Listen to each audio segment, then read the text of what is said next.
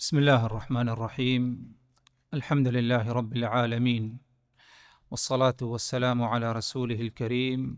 اما بعد، اللہ تبارک و تعالیٰ پر حمد و ثنا اور اس کے نبی کریم صلی اللہ علیہ وسلم پر بے شمار بے حد بے عدد درود السلام کے بعد، حاضرین مسجد، السلام علیکم ورحمۃ اللہ وبرکاتہ۔ آج کی ہماری یہ مجلس اور آج کی یہ ہماری ملاقات پہلی ملاقات ہے، ایک سلسلے وار ملاقاتوں کا ایک پہلا حصہ اور پہلی ملاقات، پہلی مجلس ہے۔ موضوع ہمارا انشاءاللہ اس سلسلے وار ملاقاتوں میں نفسیاتی سلامتی، یہ ہمارا موضوع ہوگا۔ نفسیاتی سلامتی سے مراد کہ انسان کا نفس، انسان کا ذہن صحیح سالم کیسے رہے، کیونکہ جس طرح انسان کا بدن بیمار ہوتا ہے، کبھی اس کے سر میں درد، کبھی اس کے جسم کے کسی اور حصے میں درد محسوس کرتا ہے، بیمار ہو جاتا ہے انسان، اسی طرح انسان کا نفس بھی بیمار ہوتا ہے۔ تو انسان جس طرح اپنی جسمانی صحت کا اہتمام کرتا ہے، اسے صحیح سالم رکھنا چاہتا ہے، اسی طرح ہر انسان چاہتا ہے کہ نفسیاتی طور پر، ذہنی طور پر بھی اسے سلامتی حاصل ہو۔ نبی پاک صلی اللہ علیہ وسلم، اللہ تبارک و تعالی نے انہیں نبوت و رسالت لے کر کے بھیجا، اور آپ کی نبوت کا ایک جز اور ایک حصہ یہ بھی تھا کہ آپ صلی اللہ علیہ وسلم جس طرح لوگوں کو عبادات کا حکم دیا کرتے تھے، عبادات کی طرف رہنمائی فرمایا کرتے تھے، اسی طرح آپ صلی اللہ علیہ وسلم لوگوں کی نفسیات کا بھی علاج کیا کرتے تھے۔ اگر کوئی نفسیاتی بیماری کا شکار ہے، برائی کا معاملہ ہے، یا اس کے نفس کا جو معاملہ ہے بے چینی ہے، گھبراہٹ ہے، خوف ہے، اضطراب کی زندگی گزار رہا ہے، تو آپ صلی اللہ علیہ وسلم اس کا علاج بھی فرمایا کرتے تھے۔ اس کی ایک بہت ہی واضح مثال آپ حضرات کے سامنے رکھ دی جائے، جس سے یہ بات ثابت ہو اور ہمیں سمجھ میں آئے کہ کس طرح آپ صلی اللہ علیہ وسلم نفسیات کے معالج تھے، کہ آپ لوگوں کی نفسیات اور نفس کا بھی علاج کیا کرتے تھے۔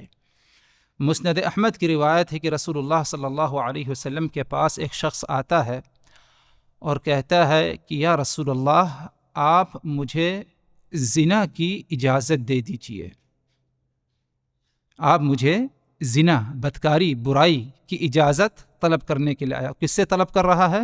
رسول اللہ صلی اللہ علیہ وسلم سے۔ اور ظاہر سی بات ہے کہ زنا ایک بہت بڑا جرم ہے اور بدکاری ہے، برائی ہے، کبائر میں سے ہے۔ ہر عقل سلیم، جس کی عقل صحیح سالم ہو، وہ اسے پسند نہیں کرتا، برا سمجھتا ہے، چاہے اس کا تعلق اس انسان کا اسلام سے ہو یا کسی اور مذہب سے ہو۔ انسان زنا کو فطری طور پر یہ ایک قبیح عمل ہے، لیکن اس کے باوجود جب وہ شخص آیا آپ صلی اللہ علیہ وسلم کے پاس، اور اس نے کیا طلب کیا کہ یا رسول اللہ اتأذن لی فی الزنا، یا رسول اللہ کیا آپ مجھے زنا کی اجازت دیتے ہیں؟ ظاہر سے بات ہے، اگر کوئی اس قسم کا سوال کرے اور وہ بھی نبی اور رسول سے کرے، یہ ایک ایسا انسان ہو سکتا ہے کہ جس کا نفس، ذہن صحیح سالم نہیں ہے، نفسیاتی سلامتی اسے حاصل نہیں، بلکہ برائی کی خواہش، منکرات کی خواہش اس کے اندر پائی جاتی ہے۔ صحابہ کرام کو بہت ہی خراب لگا کہ یہ کیسے جرأت کر رہا ہے اور کس قسم کی اجازت، کس چیز کی اجازت طلب کر رہا ہے۔ رسول اللہ صلی اللہ علیہ وسلم نے صحابہ کرام کو روکا اور اس شخص کو اپنے قریب بلایا اور اس سے سوال کیا، کیا تم اس عمل کو زنا، اس بات کو پسند کرتے ہو کہ کوئی تمہاری ماں کے ساتھ اس برائی کا ارتکاب کرے؟ تو اس نے کہا، نہیں یا رسول اللہ، میرے ماں باپ آپ پر قربان ہوں، یا رسول اللہ میں اس چیز کو پسند نہیں کرتا۔ آگے آپ صلی اللہ علیہ وسلم نے کہا کہ کیا تم اس بات کو پسند کرتے ہو کہ کوئی تمہاری بیٹی کے ساتھ اس برائی اور اس بدکاری کا ارتکاب کرے؟ تو آپ صلی اللہ علیہ وسلم نے کہا کہ لا یا رسول اللہ، میرے ماں باپ آپ پر قربان ہوں، میں اسے کیا ہے پسند نہیں فرماتا۔ آپ صلی اللہ علیہ وسلم نے آگے تیسری مرتبہ کہا کہ کیا تم اسے اپنی بہن کے لیے پسند کرتے ہو کہ تمہاری بہن کے ساتھ کوئی اس برائی کا ارتکاب کرے؟ تو اس نے کہا کہ یا رسول اللہ، میرے ماں باپ آپ پر قربان ہوں، میں اس بات کو پسند نہیں کرتا۔ حدیث کے راوی فرماتے ہیں کہ اللہ کے رسول نے پھوپھی کا بھی ذکر کیا، خالہ کا بھی ذکر کیا، اور ہمیشہ اس کا جواب یہ رہا کہ نہیں یا رسول اللہ، میرے ماں باپ آپ پر قربان ہوں، میں اس بات کو پسند نہیں فرماتا۔ آخری میں رسول اللہ صلی اللہ علیہ وسلم نے اس کے حق میں دعا کی، اپنے ہاتھ مبارکہ کو اس کے سینے پر رکھا اور کہا کہ اے اللہ تبارک و تعالی، اس کے دل میں جو برائی ہے تو اس برائی کو دور کر دے اور اس کے دل کو پاک صاف کر دے۔ اس کے بعد راوی حدیث کہتے ہیں کہ اس شخص کے نزدیک اس برائی سے نفرت اس کے اندر کیا ہے پائی گئی۔ کہنے کا مقصد یہ جو ہمارا اصل موضوع ہے کہ نفسیاتی سلامتی، انسان کے اندر برائی کی اگر خواہش ہو، جذبہ ہو، والعیاذ باللہ، چاہے وہ زنا ہو، چوری ہو، جھوٹ بولنا ہو، دھوکہ دینا ہو، غیبت ہے، کچھ بھی کسی اور سے نفرت کرنا ہے، اس قسم کی یا اس قسم کے جو اعمال ہیں، برائیاں ہیں، اگر دیکھا جائے تو شریعت اسلامیہ میں نبی پاک صلی اللہ علیہ وسلم کی تعلیمات میں اس کا علاج پایا جاتا ہے۔ اس لیے جب یہ شخص آیا اور اس نے کہا کہ یا رسول اللہ، کیا آپ مجھے اتأذن لی فی الزنا، کہ کیا آپ صلی اللہ علیہ وسلم مجھے زنا کی اجازت دیتے ہیں؟ یعنی کوئی صحیح سالم انسان جس کا نفس سلامتی والا ہو وہ کبھی ایسا سوال نہیں کرے گا، وہ ایک قسم کی بیماری کے شکار۔ لیکن رسول اللہ صلی اللہ علیہ وسلم نے اپنے سے کیا ہے اس کا علاج کیا، اپنی گفتگو کے ذریعے اور مناسب حکمت کے ساتھ آپ صلی اللہ علیہ وسلم نے ایک اسلوب اپنایا جس سے کیا ہے اس نے اس برائی سے کیا ہے نفرت اس کے اندر کیا ہے پائی گئی۔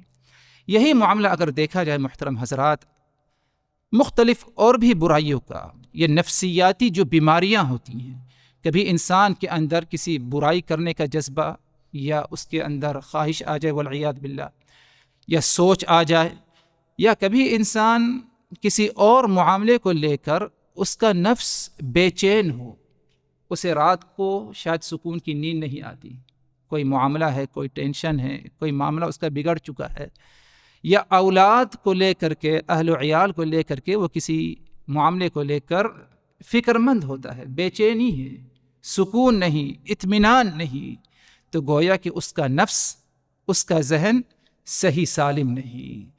نفسیات یا نفس عموماً انسان کا صحیح سالم کیسے رہے، اس کے بارے میں نبوی نسخے پائے جاتے ہیں۔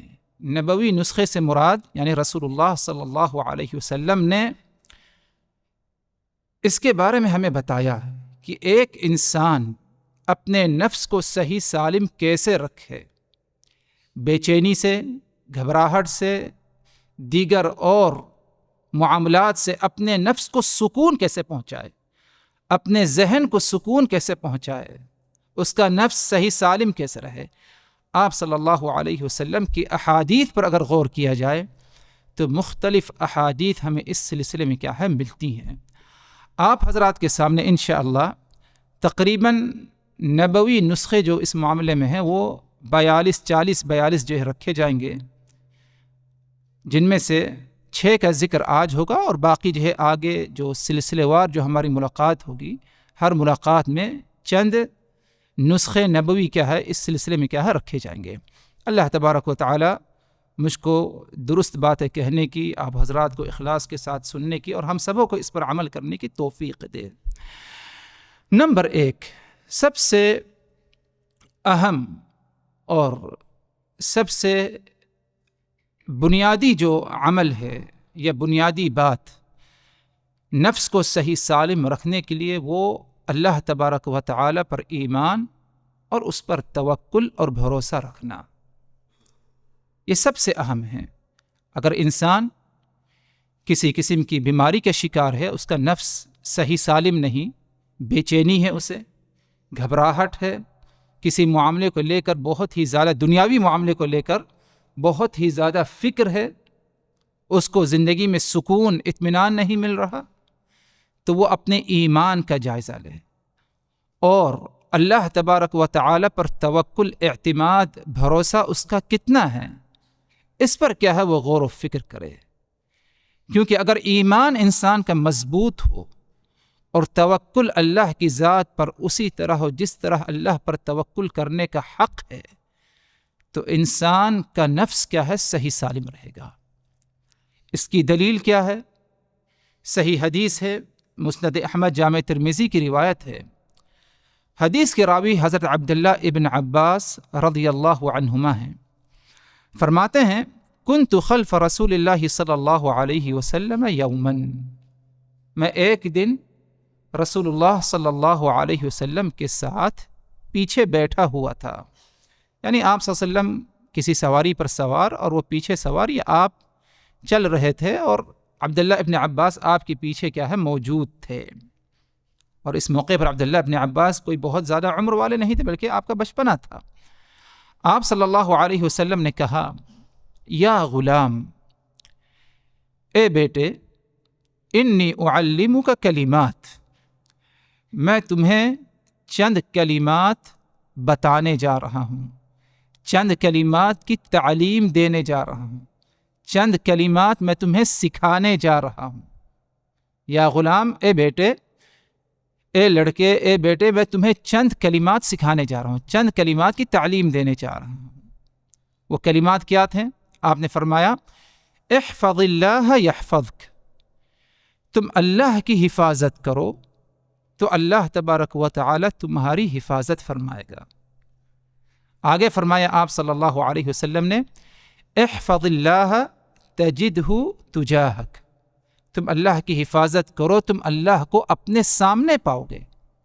اذا سألت فاسأل اللہ، اگر تم سوال کرو تو صرف اللہ سے سوال کرو۔ وَإِذَا اسْتَعَنْتَ فَاسْتَعِنْ بِاللَّهِ، اور اگر تم مدد طلب کرو تو صرف اور صرف اللہ ہی سے مدد طلب کرو۔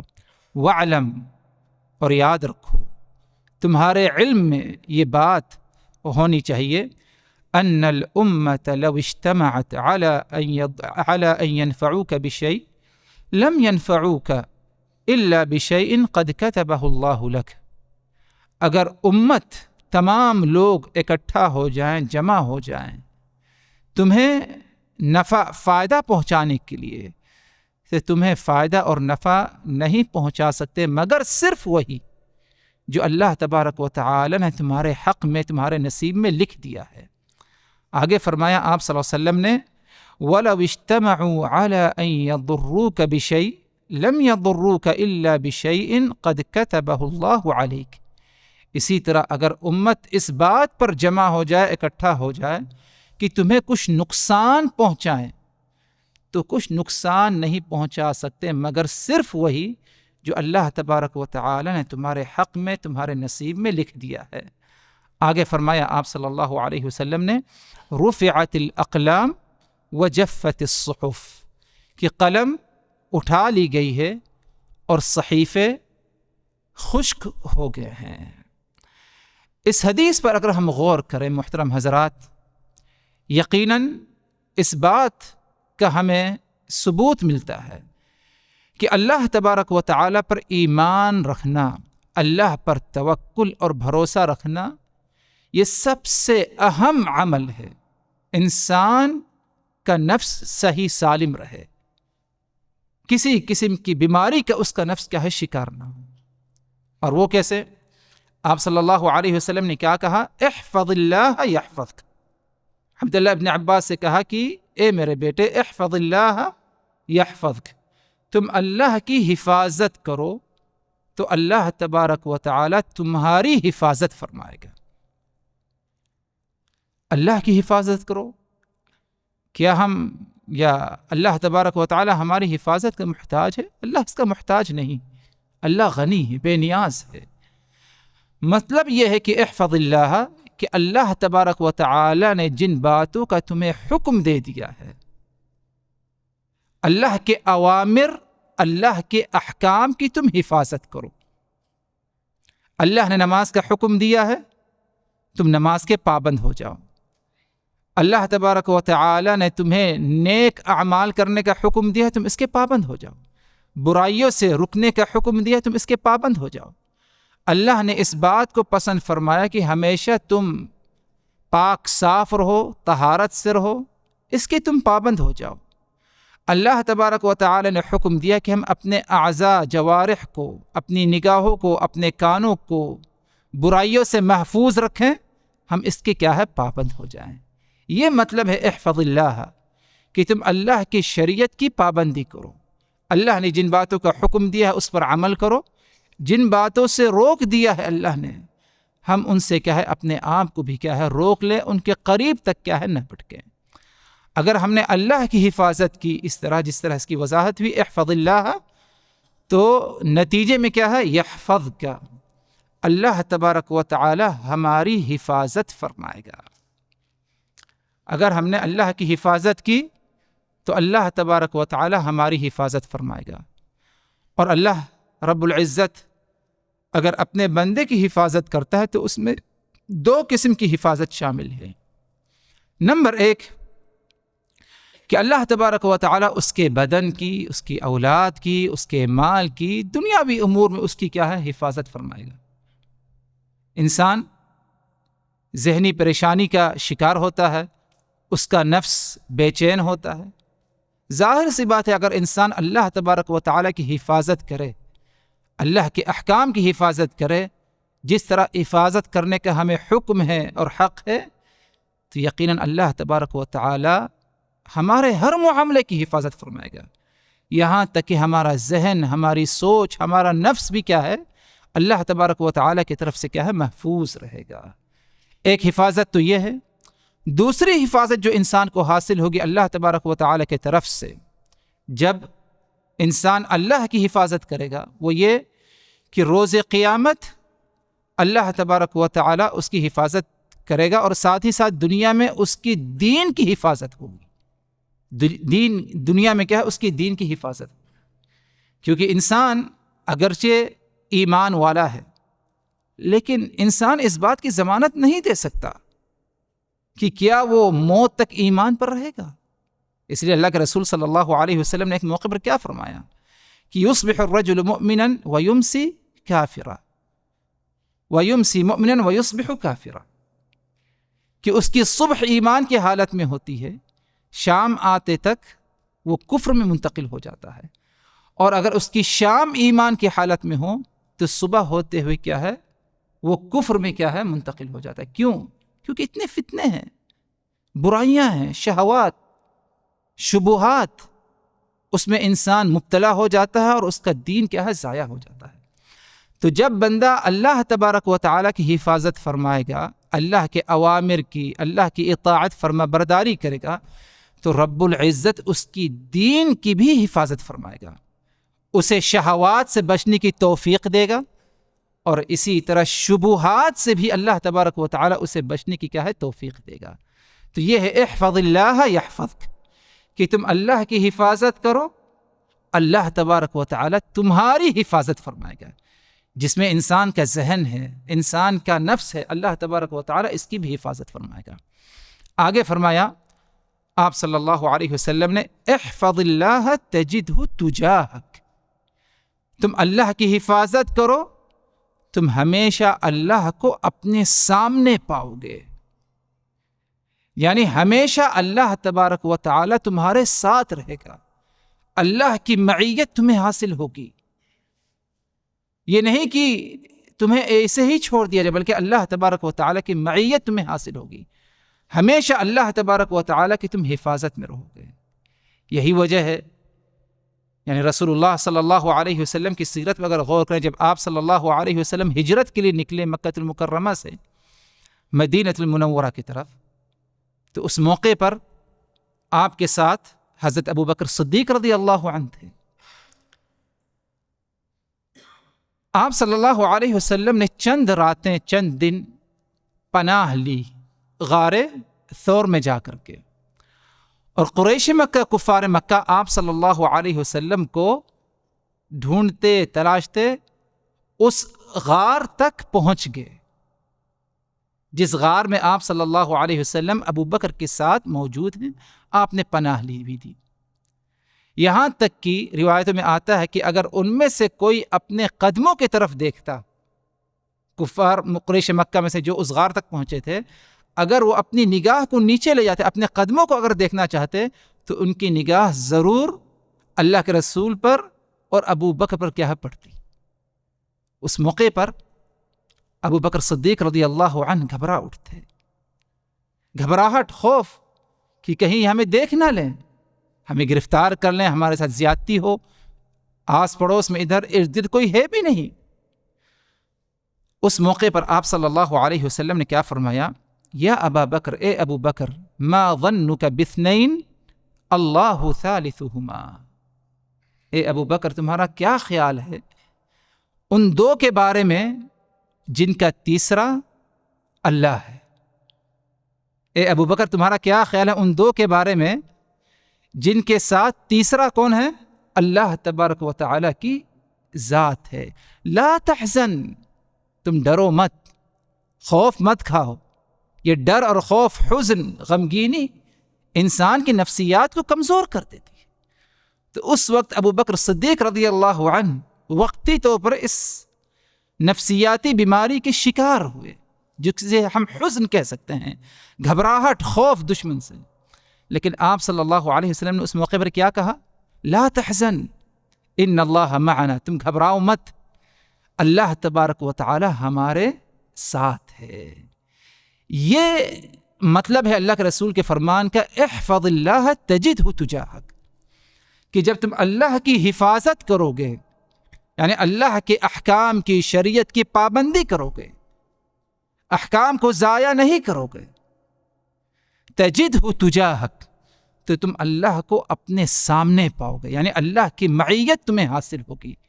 جس طرح اللہ کے رسول ابو بکر تنہا ہے اس غار میں، اس موقع پر آپ صلی اللہ علیہ وسلم نے ابو بکر کو جو ہمت دلائی وہ یہی کہ ما ظنک یا ابا بکر باثنین اللہ ثالثہما. اے ابو بکر، تمہارا کیا خیال ہے ان دو ساتھیوں کے بارے میں جن کا تیسرا کون ہے؟ اللہ تبارک و تعالی ہے. جب یہ بات ابو بکر صدیق نے سنی، ان کے اندر اطمینان، سکون، اور جو نفس کمزور ہوا وقتی طور پر، وہ کمزوری دور ہو گئی، اور نفس کو کیا ہے؟ تقویت کیا ہے؟ حاصل ہوئی. تو احفظ اللہ تجاہک، اللہ کی حفاظت کرو، تم اللہ کو اپنے سامنے پاؤ گے. آگے فرمایا آپ صلی اللہ علیہ وسلم نے، اذا سألت فاسأل اللہ، اگر تم سوال کرو تو اللہ سے سوال کرو. سوال یعنی دعا کرنا ہے، کچھ طلب کرنا ہے، دنیا آخرت کی بھلائی. ذہنی بیماری کی شکار ہو، نفس سکون میں نہیں، بے چینی ہے، خوف ہے، اولاد کو لے کر کے کوئی معاملہ ہے جس کو تم ٹینشن میں ہو، روزی روٹی کا معاملہ ہے، تو سوال کرو. کس سے سوال کرو؟ مدد کس سے طلب کرو؟ اللہ سے سوال کرو. اذا سألت فاسأل اللہ. اور ادھر اللہ کے رسول صلی اللہ علیہ وسلم نے حکم دیا کہ اگر تم سوال کر دو فاسأل اللہ، تو صرف اللہ ہی سے سوال کرو. مطلب یہ کہ انسان کسی اور سے سوال نہ کرے، بلکہ اللہ کو وحدہ لا شریک سمجھے اس معاملے میں، اور اللہ سے دعا کرے، کسی اور سے کیا ہے وہ دعا نہ کرے. اور ادھر آپ صلی اللہ علیہ وسلم کی جو تعلیم ہے کہ جب تم سوال کرو تو اللہ سے سوال کرو، اس میں ایک فائدہ ہمارے لیے، یہ ایک اہم بات یہ بھی ہے کہ اگر انسان دعا کرنا چاہتا ہے، اور ظاہر سے بات ہے ہمیشہ دعا کرنی ہے اسے اللہ تبارک و تعالیٰ سے، تو خود دعا کرے. یہ نہیں کہ دوسرے کو کہے کہ تم میرے لیے دعا کر دو، کیونکہ آپ صلی اللہ علیہ وسلم کیا فرمایا کہ اذا سألت فاسأل اللہ، اگر تم سوال کرو تو تم خود اللہ تبارک و تعالیٰ سے سوال کرو، کسی اور کو نہ کہو کہ میرے حق میں دعا کر دو. تمہارے اندر کس چیز کی کمی ہے؟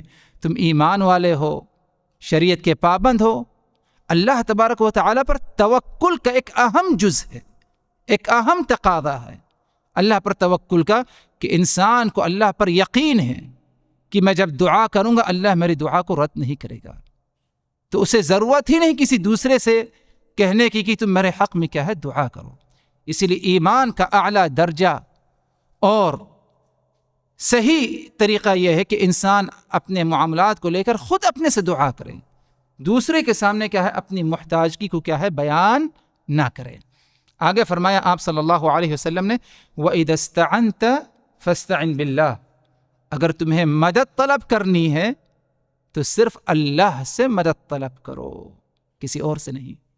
اور ہم نماز میں پڑھتے ہیں إِيَّاكَ نَعْبُدُ وَإِيَّاكَ نَسْتَعِينُ، اے اللہ ہم صرف تیری ہی عبادت کرتے ہیں اور صرف تجھ ہی سے کیا ہے مدد بھی طلب کرتے ہیں۔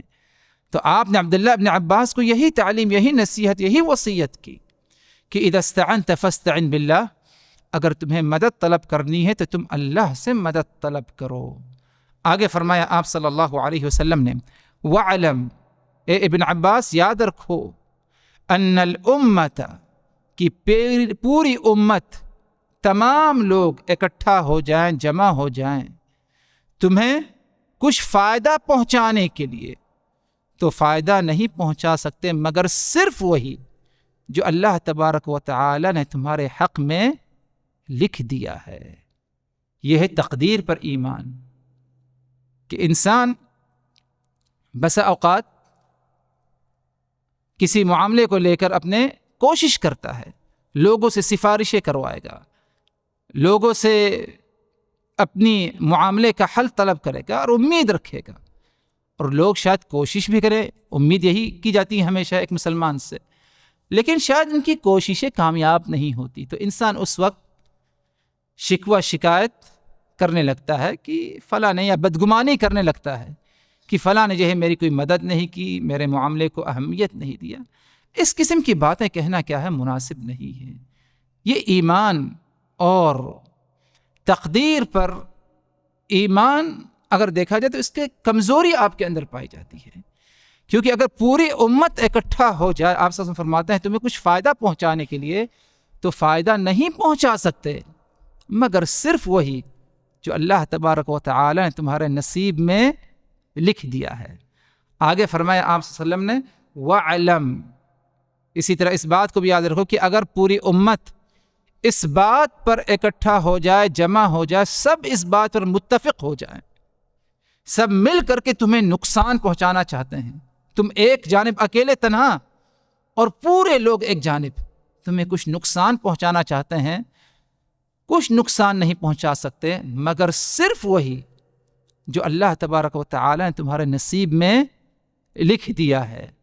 آگے فرمایا آپ صلی اللہ علیہ وسلم نے رفعت الاقلام وجفت الصحف، قلم اٹھا لی گئی ہے اور صحیفے خشک ہو گئے ہیں، یعنی جس صحیفے میں اللہ، جو صحیفہ سے مراد ادھر تقدیر اللہ تبارک و تعالی نے جو لکھ دی ہے، اس میں اب کوئی تبدیلی ہونے والی نہیں، اس میں کوئی کمی بیشی ہونے والی نہیں۔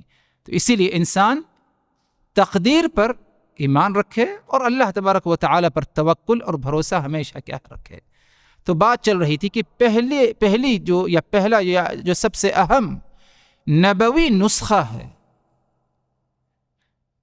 نفس کے علاج کے لیے، نفس کی سلامتی کے لیے، وہ اللہ تبارک و تعالی پر مکمل کامل ایمان لانا۔ اس کے لیے ہمیں جد و جہد، کوشش، محنت، اس کی فکر ہونی چاہیے، اور ساتھ ہی ساتھ اللہ تبارک و تعالی پر توکل، اعتماد، بھروسہ بھی کیا ہے ہونا چاہیے، اس کی ہمیں فکر ہونی چاہیے۔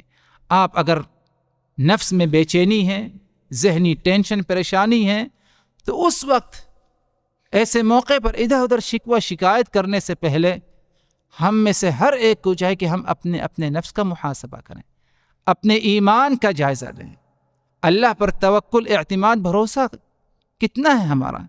کیا ہم نے اللہ تبارک و تعالیٰ کی حفاظت کی جس طرح ہمیں حفاظت کرنے کا حکم ہے، یعنی شریعت کی حفاظت، احکام کی پابندی کی؟ نہیں کی تو کیسے ہم امید کر سکتے ہیں کہ ہمیں نفسیاتی کیا ہے سلامتی حاصل ہو؟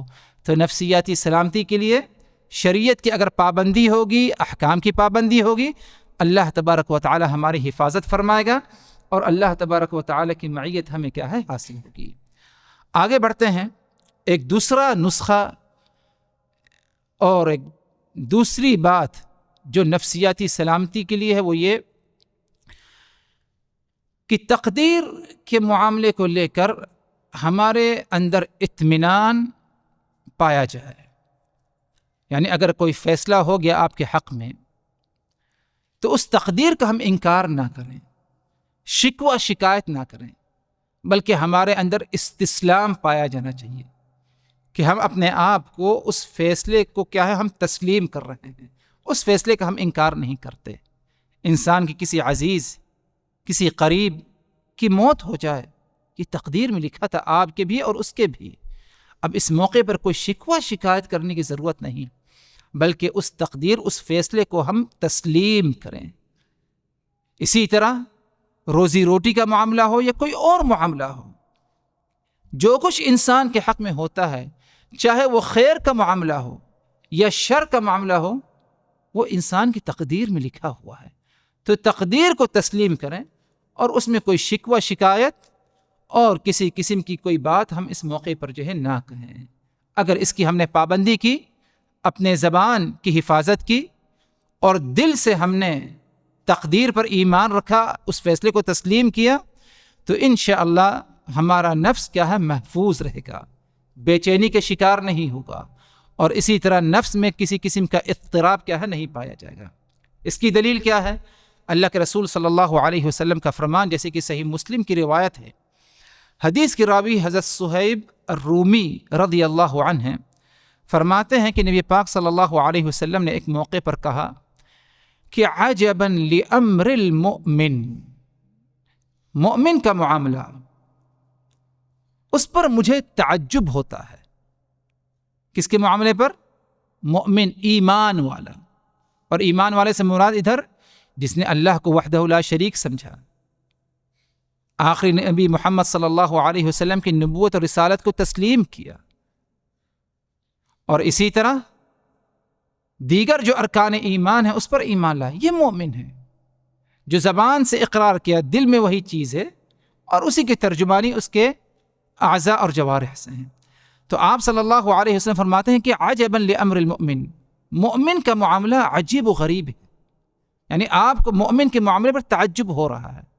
کیوں تعجب ہو رہا ہے؟ فرمایا آپ صلی اللہ علیہ وسلم نے ان امرہ کلہ خیر، کیونکہ مومن کا ہر معاملہ اس کے حق میں خیر ہے۔ مومن کا ہر معاملہ اس کے حق میں خیر ہے، یعنی انسان قطع نظر چاہے وہ ایمان والا ہو یا غیر ایمان والا ہو، انسان کا جو معاملہ ہے دنیا میں، جو معاملہ ہے وہ دو پہلو یا دو قسم کا ہوتا ہے، یا خیر کا ہوتا ہے یا شر کا ہوتا ہے۔ ایمان والے کے دونوں معاملات، چاہے وہ خیر کا ہو یا شر ہو، ایمان والے کے حق میں کیا ہے؟ وہ خیر ہے۔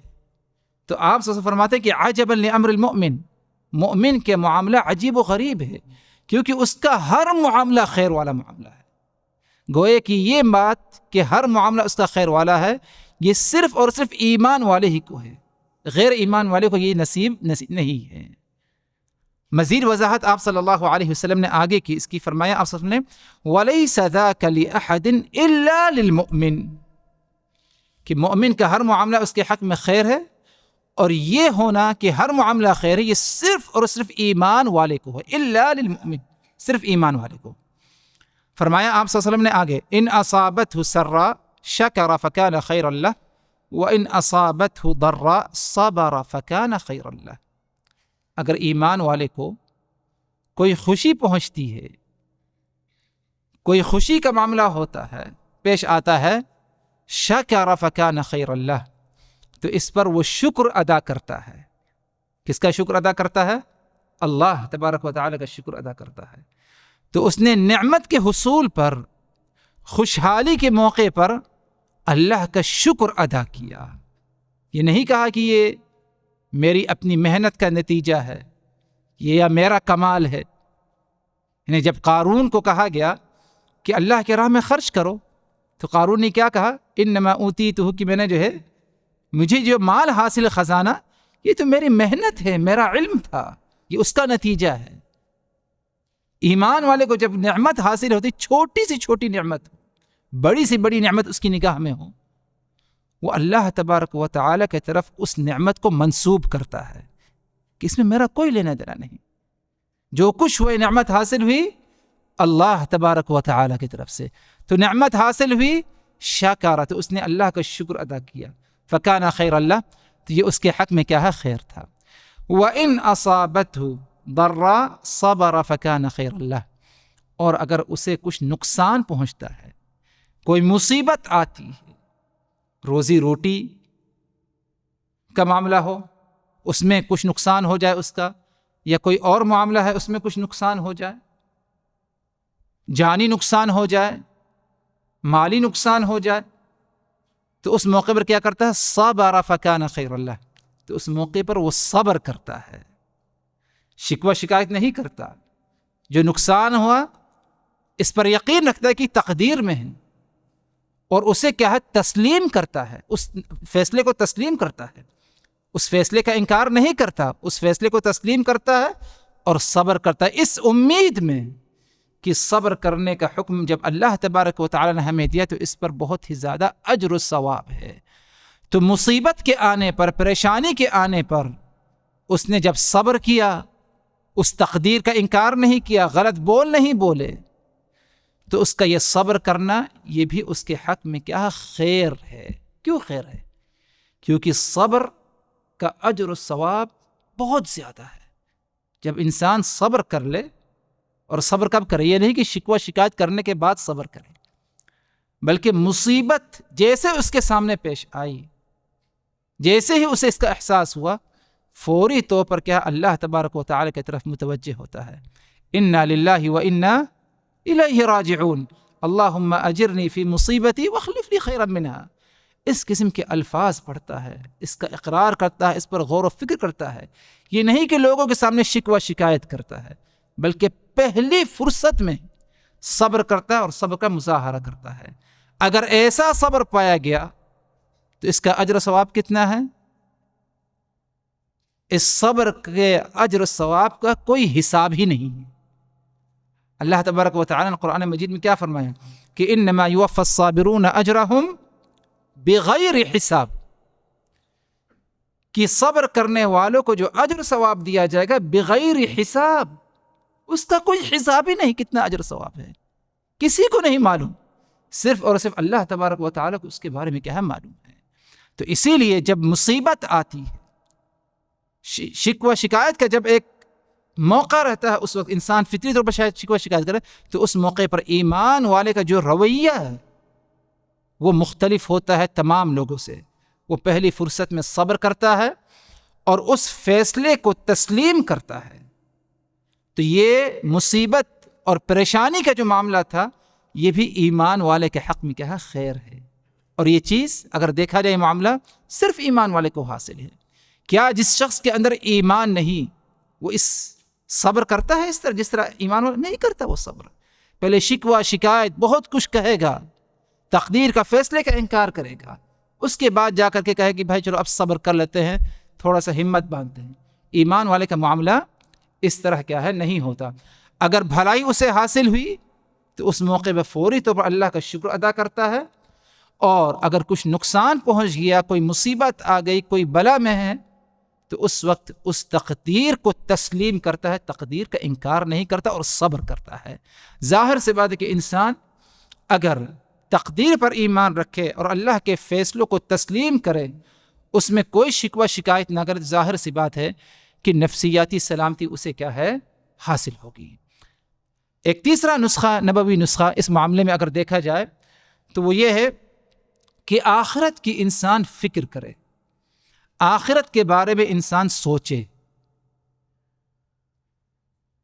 آخرت کے بارے میں سوچے. ظاہر سی بات ہے کہ انسان جب آخرت کی فکر اسی طرح کرے جس طرح آخرت کی فکر ہونی چاہیے، تو انسان پوری دنیا کو اہمیت ہی نہیں دے گا، اس کو کچھ سمجھے گا ہی نہیں. یہ کب ہوگا؟ جب انسان آخرت کی اسے فکر ہو، ہمیشہ آخرت کے بارے میں کیا ہے؟ سوچتا ہو. تو دنیا میں کیا ہے، دنیا میں کیا ہو رہا ہے، اس کے بارے میں اسے کوئی بہت زیادہ فکر نہیں ہوتی. کوئی چیز حاصل ہو گئی الحمدللہ، نہیں حاصل ہوئی تو امید ہے کہ روز قیامت اللہ تبارک و تعالی ہمیں جنت کی نعمتوں سے کیا ہے؟ نوازے گا. اسے کیا ہے؟ آخرت کی کیا ہے؟ فکر ہوتی ہے. اور جس شخص کو آخرت کی فکر ہوگی تو آخرت کی فکر کے سامنے دیگر تمام فکر جو ہے وہ اس کے لیے کیا بہت ہی معمولی اور کمتر ہو جائے گی۔ اس کی دلیل کیا ہے؟ اس کی دلیل جامع ترمذی کی روایت، اللہ کے رسول صلی اللہ علیہ وسلم کا فرمان ہے، جیسے کہ حدیث کے راوی انس ابن مالک خادم رسول صلی اللہ علیہ وسلم میں فرماتے ہیں کہ قال رسول اللہ صلی اللہ علیہ وسلم، اللہ کے رسول صلی اللہ علیہ وسلم نے فرمایا، من كانت الآخرة همه جعل الله غناه في قلبه وجمع له شمله وأتته الدنيا وهي راغمة۔ فرمایا آپ صلی اللہ علیہ وسلم نے من كانت الآخرة همه، جس کی فکر ہمیشہ آخرت کی ہو۔ آخرت کی فکر سے مراد صرف یہ نہیں کہ وہ یہ سوچے بھائی کہ ہمیشہ اس کے ذہن میں ہو کہ ہاں ہم کو دنیا سے رخصت ہونا ہے، حساب و کتاب، بلکہ آخرت کی فکر اس کی ترجمانی بھی ہوتی ہے۔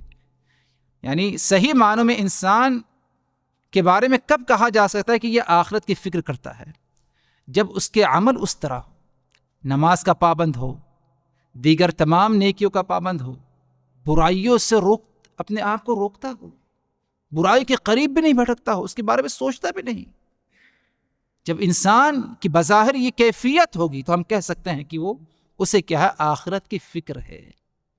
آخرت کی فکر یہ ہے کہ اگر نماز کا وقت آ جائے تو تمام دنیاوی امور، دنیاوی کاموں کو کیا ہے؟ ترک کر دیں اور نماز کی پابندی کریں۔ آخرت کی فکر یہ ہے کہ انسان چاہے نیند اس پر جتنی غالب ہو، ضرورت ہو، لیکن فجر کی نماز سے وہ باجماعت کیا ہے؟ پیچھے نہیں رہ سکتا۔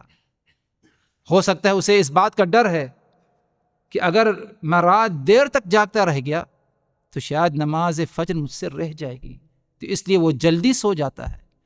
یا اسے اس بات کا ڈر ہے کہ اگر ابھی میں سو گیا اس موقع پر اور کچھ ہی گھنٹے، کچھ ہی منٹ رہ جاتے ہیں، کچھ تھوڑا ہی وقت رہ گیا نماز فجر، کہیں نماز مجھ سے رہ نہ جائے، میں سو نہ جاؤں، تو وہ طرح طرح قسم کے معاملات کو اپناتا ہے تاکہ اس سے نیند کیا ہے؟ دور ہو جائے، نماز فجر اسے حاصل ہو۔ یہ آخرت کی فکر ہے۔ تو آپ صلی اللہ علیہ وسلم فرماتے ہیں کہ من کانت الآخرۃ ہمہ، جس شخص کی فکر جو ہے آخرت ہو، اسے کیا ملے گا؟ جعل اللہ غناہ فی قلبہ، تو اللہ تبارک و تعالی اس کے دل کو بے نیاز کر دے گا۔ جس شخص کی فکر کیا ہے؟ آخرت ہو، تو اللہ تبارک و تعالی اس کے دل کو بے نیاز کر دے، غنی کر دے گا، مالدار کر دے گا۔ یعنی اسے شاید قلیل حاصل ہے، تھوڑا ہی حاصل ہے، لیکن اس پر وہ کوئی شکوہ شکایت نہیں کرے گا، بلکہ اس پر کیا ہے؟ وہ اکتفا کرے گا، اور اس پر بھی اللہ تبارک و تعالی کا شکر ادا کرے گا۔ آج مختلف سوچ اور فکر کے لوگ پائے جاتے ہیں ہمارے درمیان۔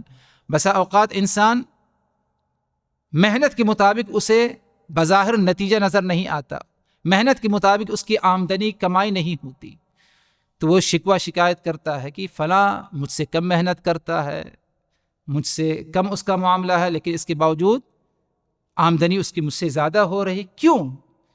کیونکہ انسان نے ادھر شاید اگر دیکھا جائے تو آخرت کی فکر نہیں کی۔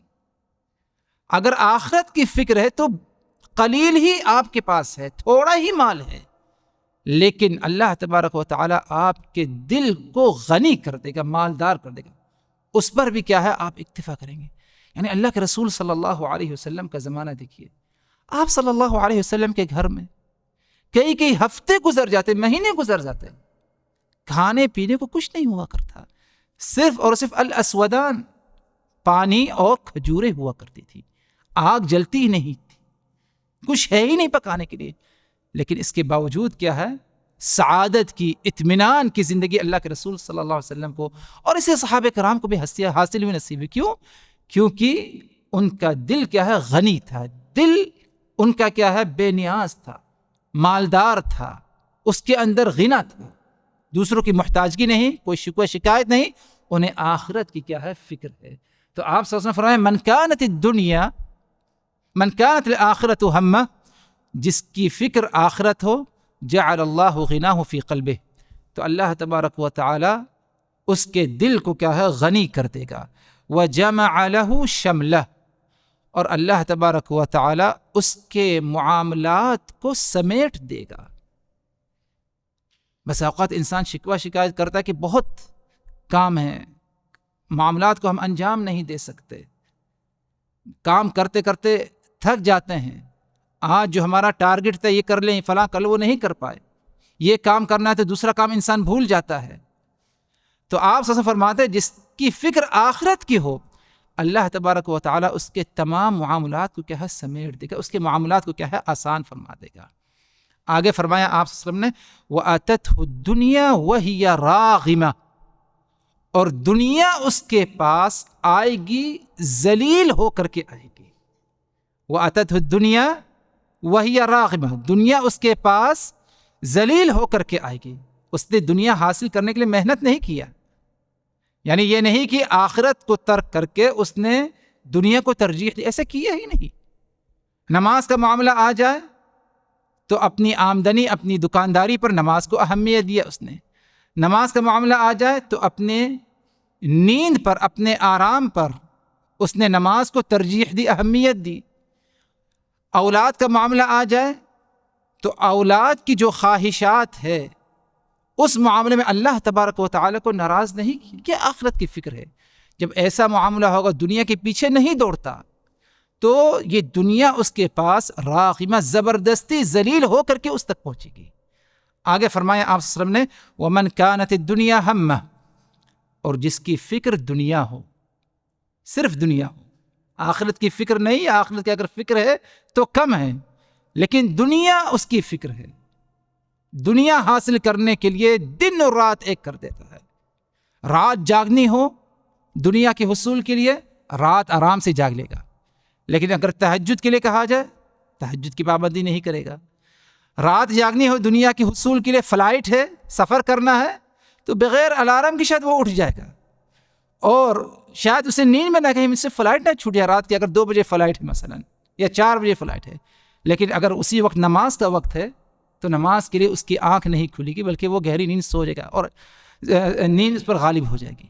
تو آپ سے فرماتے ہیں من کانت الدنیا ہمہ، جس کی فکر دنیا ہے، جس کی فکر دنیا ہے، جعل اللہ فقرہ بین عینیہ، تو ہمیشہ اللہ تبارک و تعالی اسے فقر و فاقہ اس کے سامنے رکھ دے گا. یعنی وہ ہمیشہ ڈرے گا کہ اگر میں نماز پڑھ لوں گا شاید آمدنی کم ہو جائے گی، اگر میں اپنی کرسی چھوڑ کر کے نماز کے لیے مسجد میں حاضر ہو جاؤں تو شاید جو میرا بوس ذمہ دار ہے فلاں ہے، وہ شاید ڈانٹ دے یا کچھ اور کارروائی کرے یا کچھ سختی کرے، یا اس کی نگاہ میں آ جاؤں. طرح طرح قسم کے معاملات. تو آپ سے فرماتے ہیں کہ جب دنیا اس کی فکر ہے تو فقر و فاقہ اس کے سامنے رہے گا. اللہ تبارک و تعالی اس طرح اسے آزمائے گا کہ فقر و فاقہ اس کے سامنے، ہمیشہ ڈرے گا کہ کہیں فقر و فاقہ کا میں شکار نہ ہو جاؤں. آگے فرماتے ہیں آپ صلی اللہ علیہ وسلم وَفَرَّقَ عَلَيْهِ شَمْلَهُ، اور اس کے معاملات بکھر جائیں گے. بہت سارے کام اس کے ہیں، وہ کام کرنے کے باوجود، کوشش کرنے کے باوجود نہیں ہوگا، بے برکتی کے شکار ہو جائے گا. اس کے معاملات کیا بکھر جائیں گے. وَلَمْ يَأْتِهِ مِنَ الدُّنْيَا إِلَّا مَا قُدِّرَ لَهُ، اور اسے دنیا اتنی ہی حاصل ہوگی جتنا اللہ تبارک و تعالی نے اس کے نصیب میں کیا ہے لکھ دیا تھا. پہلا شخص جس کی فکر آخرت ہے اور دوسرا شخص جس کی فکر دنیا ہے، دونوں کو دنیا حاصل ہوگی، لیکن دونوں میں فرق کیا ہے. پہلے والے کو دنیا حاصل ہو رہی ہے بغیر دنیا کے پیچھے پڑے، بلکہ آخرت کے پیچھے ہے، وہ آخرت کی فکر ہے. لیکن دوسرا شخص دنیا کے پیچھے دن رات کر دیتا ہے، لگ جاتا ہے، لیکن اس کے باوجود اسے اپنی محنت، اپنی کوشش کے مطابق نہیں ملتی دنیا، بلکہ اتنا ہی اسے نصیب ہوتی جتنا اللہ تبارک و تعالی نے اس کی تقدیر میں لکھ دیا ہے. اسی لیے انسان اپنی روزی روٹی کا معاملہ ہے، اولاد کا معاملہ ہے، گھر کا، کاروبار کا معاملہ ہے، دیگر دوسرے معاملات ہیں. انسان ان سبوں کو لے کر کے جب کسی پریشانی کے شکار ہوتا ہے، اس پریشانی کو دور کرنے کا طریقہ یہی کہ انسان ہمیشہ اللہ تبارک و تعالی کی اطاعت، اللہ کی فرما برداری، جسے فکر آخرت کہا جاتا ہے، اسے کیا ہے ترجیح دے، جب انسان فکر آخرت کو ترجیح دے گا اور ہمیشہ آخرت کی فکر کرے گا، اس کے تمام معاملات کی کیا ہے اصلاح ہو جائے گی، اور اس کا نفس بھی کیا ہے صحیح سالم رہے گا۔ چوتھا نسخہ نبوی نفسی سلامتی حاصل کرنے کے لیے وہ یہ کہ انسان موت کو برابر یاد رکھے اور موت کو یاد کرے کثرت سے۔ موت ایک ایسی چیز ہے کہ اس سے کوئی جاندار نہیں بچ سکتا، انسان چاہے جتنی کوشش کر لے موت سے بچنے کے لیے، موت اس کا پیچھا کر کے رہے گی۔ ہاں، یہ بات الگ ہے کہ کب اسے موت آئے اس کے بارے میں انسان نہیں بتا سکتا، بلکہ اس کے بارے میں صرف اللہ وحدہ لا شریک کو علم ہے۔ تو اسی لیے ہمیشہ انسان کو موت کی فکر کرنی چاہیے، کیونکہ موت کے بعد یہ نہیں کہ انسان کے ساتھ کچھ نہیں ہوگا، بلکہ موت کے بعد ہی تو انسان کی اصل زندگی ہے، ہمیشہ دائمی زندگی۔ یہ دنیا میں انسان ہمیشہ رہنے کے لیے نہیں آیا۔ اللہ کے رسول صلی اللہ علیہ وسلم کیا فرماتے ہیں؟ میرا دنیا سے کیا لینا دینا ہے؟ دنیا میں اسی طرح ہوں جس طرح ایک مسافر چل رہا ہے، اسے سائے کی ضرورت ہوئی، کسی درخت نیچے اس نے سایہ سے فائدہ اٹھایا، اس کے بعد کیا ہے وہ ادھر سے چل بسا۔ یہی معاملہ یعنی دنیا میں انسان کا ہے کہ اس دنیا میں انسان ہمیشہ نہیں رہے گا، بلکہ اس دنیا سے اسے منتقل ہونا ہے۔ برزخی زندگی کے بعد اخروی زندگی جو کہ دائمی زندگی ہے، اسے ادھر جانا ہے، اور ادھر حساب و کتاب کا معاملہ ہے، جنت اور جہنم کا معاملہ ہے۔ تو اسی لیے انسان موت کو برابر یاد کرے اور اس کی کیا ہے پابندی کرے، تب جا کر کے انسان کے نفس کو سکون ملے گا، اطمینان اسی وقت ملے گا جب انسان موت کی فکر کرے اور موت کو کیا ہے یاد رکھے۔ اللہ کے رسول صلی اللہ علیہ وسلم فرماتے ہیں اس سلسلے میں، جو حدیث ہے صحیح ابن حبان کی ہے، حدیث کے راوی حضرت ابو ہریرہ رضی اللہ عنہ فرماتے ہیں کہ رسول اللہ صلی اللہ علیہ وسلم نے فرمایا کہ اکثروا ذکر ہادم اللذات، کہ تم کثرت سے لذتوں کو کاٹ دینے والی چیز اس کو یاد رکھو۔ لذتیں مختلف لذتیں ہیں، کھانے پینے کی لذت ہے، دنیا پوری انسان کی لذت ہے، عیش و عشرت کی زندگی لذت ہے۔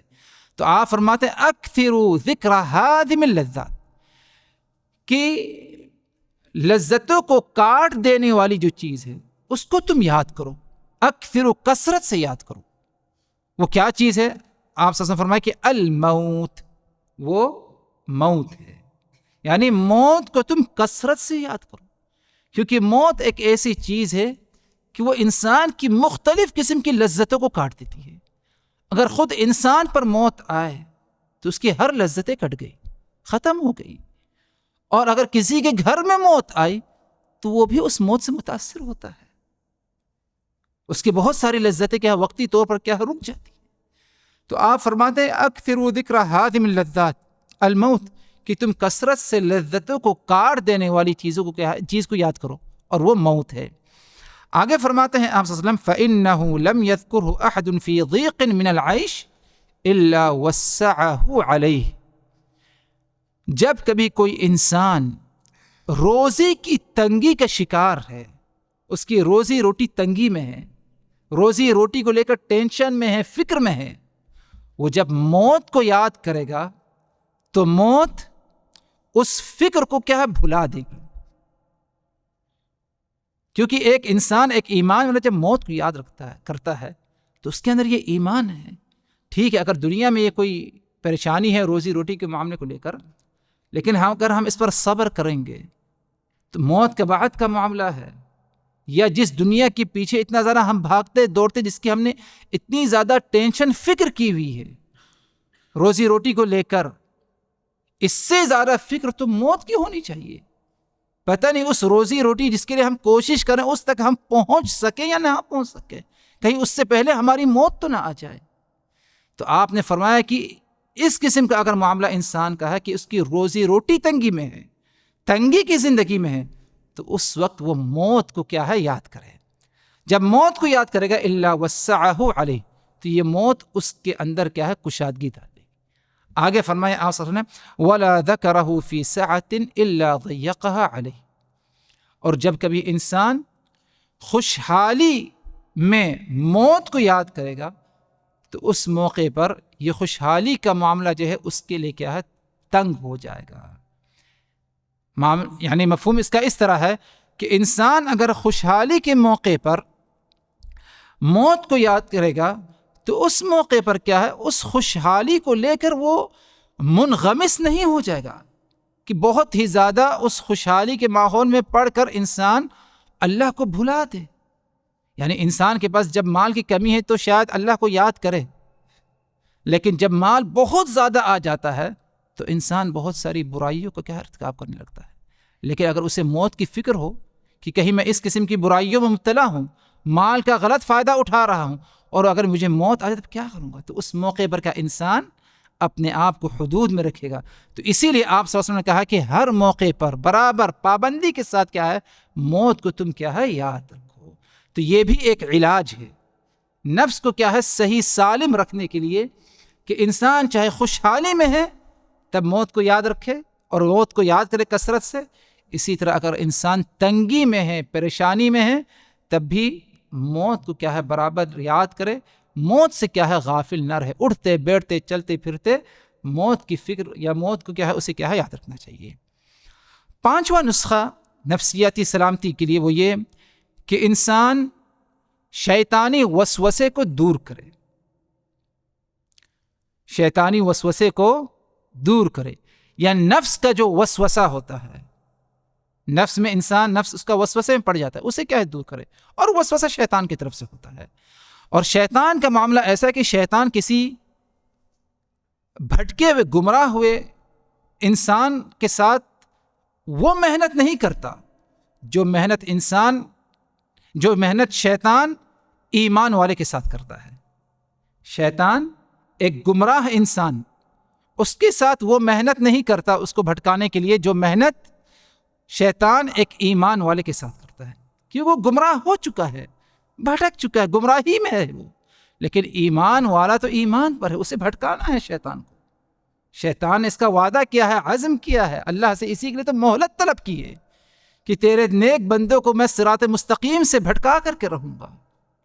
تو شیطان کے وسوسے سے انسان اپنے آپ کو محفوظ رکھے اور اللہ کی طرف کیا ہے؟ متوجہ ہو، اللہ پر کیا ہے؟ مکمل ایمان رکھے۔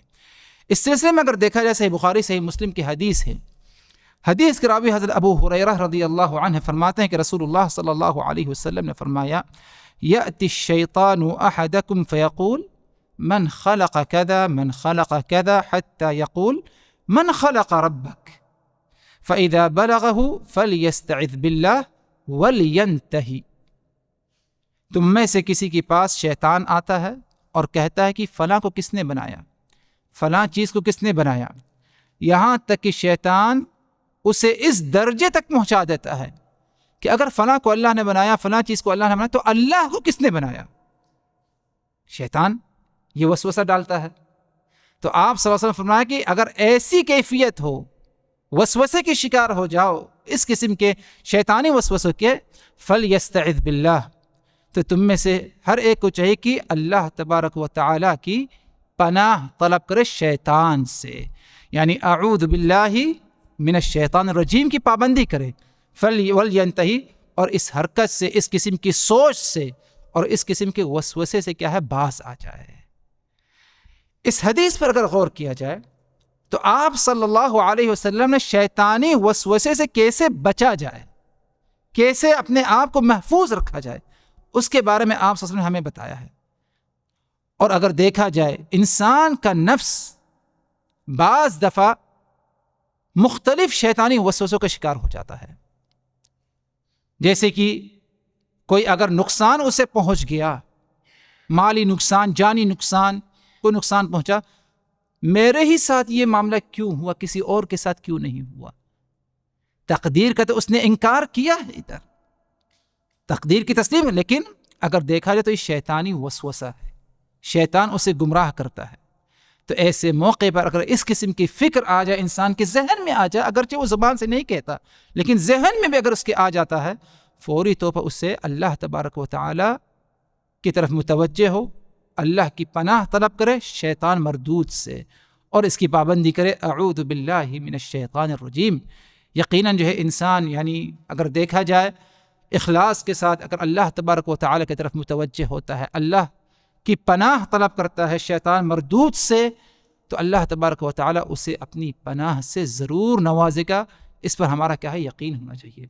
آج انسان جو ہے نماز میں وسوسے کی شکایت کرتا ہے، پریشان ہے، دیگر دوسرے معاملات میں وسوسے کی شیطان اور غلط قسم کے افکار اس کے ذہنوں میں پائے جاتے ہیں، اس کا بہترین علاج یہ ہے کہ وہ اعوذ باللہ من الشیطان الرجیم حضور قلبی کے ساتھ پڑھے۔ صرف یہ نہیں کہ ایک جملہ پڑھ لے، بلکہ جو پڑھ رہا ہے اس پر غور و فکر کرے، اس کے ساتھ پڑھے، یقیناً اللہ تبارک و تعالی اس کی کیا ہے؟ حفاظت فرمائے گا۔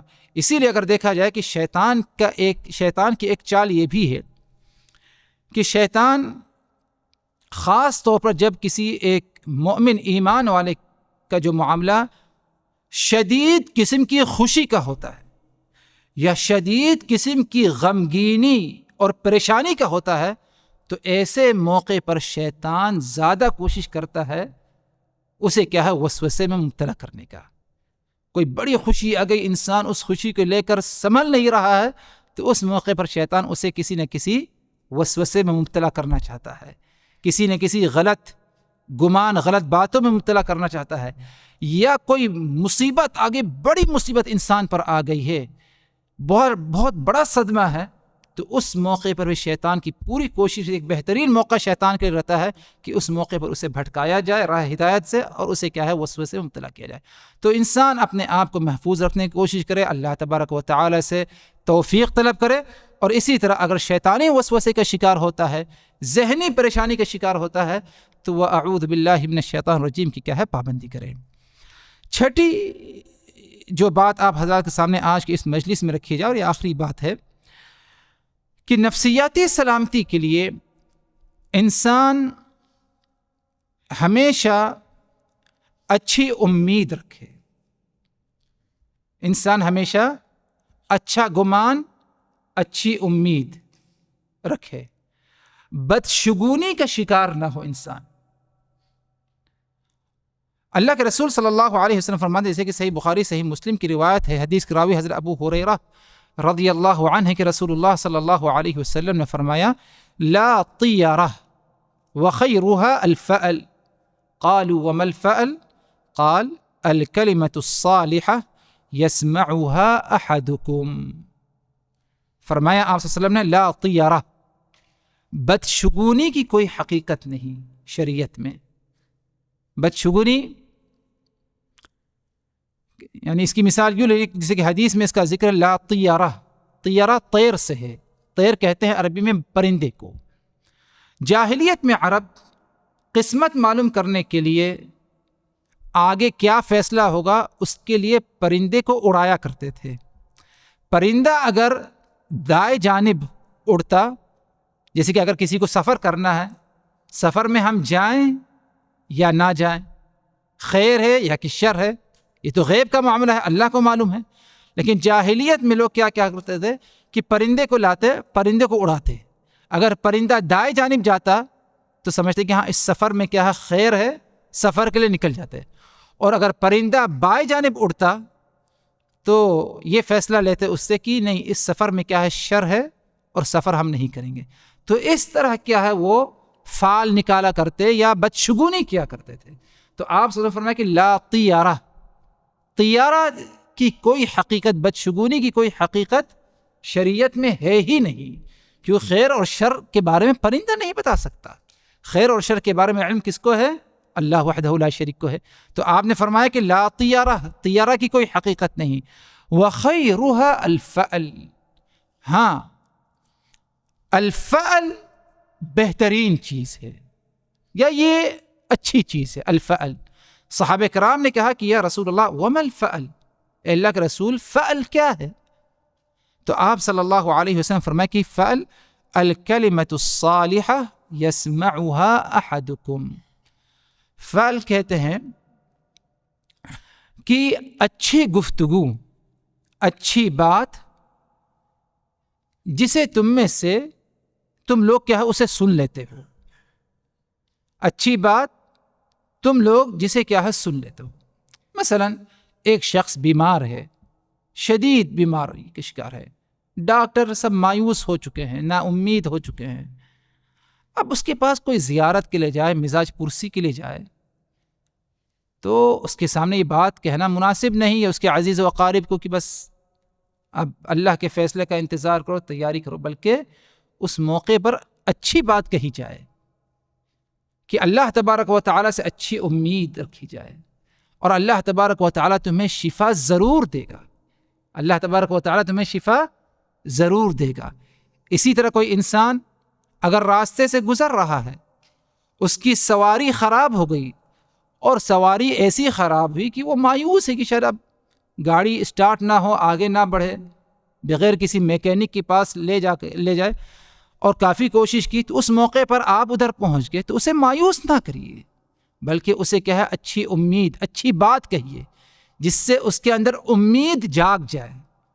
تو آپ سے فرمایا کہ طیارہ بدشگونی کی کوئی حقیقت ہے ہی نہیں، خیر اور بھلائی فعال میں ہے، اور فعال سے مراد آپ کہ اچھی گفتگو، اچھی بات، ایسی بات جسے تم میں سے کوئی سنے تو اس کے اندر اچھی امید جاگ جائے، یہ جو ہے مراد ہے۔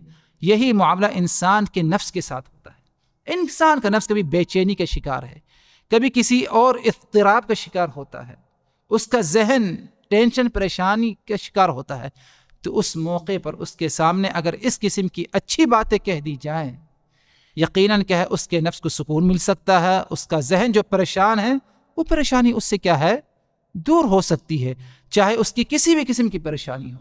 تو ایک ایمان والے کا دوسرے ایمان والے کے ساتھ یہی معاملہ ہونا چاہیے کہ اگر کبھی کوئی ایمان والا نفسیاتی بیماری کا شکار ہے، ذہنی بیماری کا شکار ہے، تو اس کے سامنے اچھی باتیں، اچھی گفتگو کی جائے جس سے اس کے اندر امید جاگے، یہ نہیں کہ وہ مزید اور مایوس ہو جائے، مزید اور اس ذہنی یعنی پریشانی میں کیا ہے وہ مزید کیا ہے اس کا اضافہ ہو جائے، اس طرح کا معاملہ کیا ہے نہیں ہونا چاہیے۔ تو یہ 6 نبوی نسخے تھے آج کی اس مجلس میں۔ پہلا نسخہ جو ہمارے سامنے تھا وہ یہ کہ نفسیاتی سلامتی کے لیے اللہ تبارک و تعالیٰ پر ایمان، اس پر توکل اور بھروسہ ہونا چاہیے۔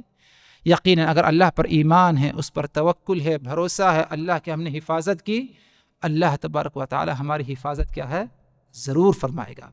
دوسرا نسخہ یہ تھا کہ اللہ تبارک و تعالیٰ کا جو فیصلہ ہوتا ہے، تقدیر کا جو معاملہ ہے، اسے ہم کیا ہے تسلیم کریں، اس پر ہم ایمان رکھیں۔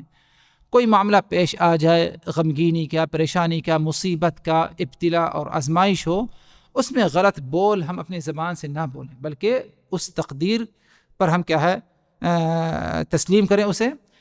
تیسری بات یہ تھی کہ ہمارے اندر فکر آخرت ہونی چاہیے۔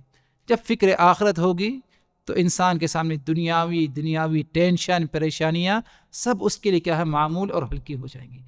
چوتھا معاملہ یہ تھا کہ انسان اپنے نفس کو ہمیشہ یعنی موت کو برابر پابندی کے ساتھ کیا ہے وہ یاد کرے۔ جب موت کو یاد کرے گا انسان تو ظاہر سے بات ہے کہ انسان دنیاوی جو پریشانیاں ہیں، معاملات ہیں، اور نفسیاتی جو بیماری کا یا ذہنی پریشانی کا جو شکار ہے، اس سے کیا ہے اسے نجات ملے گی۔ پانچواں نسخہ یہ تھا کہ شیطانی وسوسہ، نفس میں جو برے خیالات آتے ہیں اسے کیا ہے انسان دور کرے، اللہ تبارک و تعالیٰ سے اس کے لیے دعا طلب کرے، اعوذ باللہ من الشیطان الرجیم پڑھے، اور اس سے اپنے آپ کو باز رکھے، دور رکھنے کی کوشش کرے۔ چھٹا اور آخری نسخہ آج کی اس مجلس میں جو بیان کیا گیا وہ یہ کہ انسان ہمیشہ اچھی باتیں، اچھی گفتگو اسے کیا ہے ترجیح دے، اور کبھی کوئی ذہنی پریشانی کا شکار ہے تو اس کے سامنے کوئی ایسی بات نہ کہی جائے کہ جس سے اس کی ہمت کیا ہے مزید اور پست ہو جائے، یا مزید اور کیا ہے وہ ذہنی پریشانی کا شکار ہو جائے، بلکہ اس کے سامنے اچھی گفتگو، اچھی باتیں کہی جائے جس سے اس کے اندر کیا مزید امید جاگے، مزید اس کے اندر ہمت آئے، مزید اس کے ایمان میں کیا ہے یعنی توکل اور اعتماد میں کیا مزید کیا ہے اضافہ ہو۔ مزید اور چند باتیں رہ جاتی ہیں، کئی باتیں انشاءاللہ اگر اللہ تبارک و تعالی نے چاہا تو ان پر ہماری باتیں جو ہیں اگلی ملاقات، اور انشاءاللہ یہ ایک سلسلہ ہے کہ یہ ایک مجالس کا، یعنی رمضان تک انشاءاللہ ہر اتوار والے دن بعد نماز عشاء اسی مسجد میں کیا ہے، اسی موضوع کو تکمیل کرنے کے لیے کیا ہے، ملاقات جاری رہے گی باذن اللہ تعالی۔ اللہ تبارک و تعالی سے دعا کہ الہ العالمین ہم نے جو کچھ کہا ہے، سنا ہے، ان باتوں کو اچھی طرح سمجھنے کی، یاد رکھنے کی، عمل کرنے کی، عبرت و نصیحت حاصل کرنے کی ہمیں توفیق دے، اور ہم میں سے الہ العالمین ہر ایک کو نفسیاتی سلامتی سے کیا نوازے، ذہنی سکون سے نوازے۔ اور ظاہر سی بات ہے اس کے لیے ہمیں کوشش کرنے کی ضرورت ہے، جد و جہد کرنے کی ضرورت ہے، نبی پاک صلی اللہ علیہ وسلم کی جو تعلیمات ہیں ان پر غور و فکر کرتے ہوئے عمل کرنے کی کیا ہے ضرورت ہے۔ اللہ رب العزت ہم سبوں کو ان پر عمل کرنے کی توفیق دے۔ وآخر دعوانا ان الحمد للہ رب العالمین۔